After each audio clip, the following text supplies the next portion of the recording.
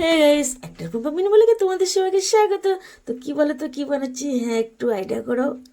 অঙ্কনের হিসেব বানাচ্ছি। তো দেখো, মজা দিয়েই বানাচ্ছি। কি করব, আসলে আমাদের একটা পম্পা কন্টেন্টে একটা ছিল যে মানে একটা ফানি ভিডিও বানাচ্ছি। যাই হোক, তোমরা ভিডিওটা দেখে নিও একটা পম্পা চ্যানেলে। তো এটা তো মিনি ব্লগ। তো যাই হোক, বানাচ্ছি। এখন কালারটা একটু হলুদ হলুদ দরকার, তো সেই জন্য।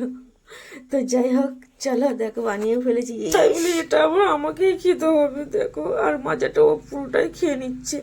তো যাই হোক, শ্যুট করছিলাম। আর দেখো, প্রত্যেক দিনের মতো এই পাগলটা আমাদের দোকানে এসেছিলো। আর দোকানে বারান্দায় ওদিকে প্যান্ডেলে কাজ হচ্ছিল। হ্যাঁ, পাশের বাড়ি একটা সেরাদোর কাজ আছে, রাস্তায় প্যান্ডেল করছিল।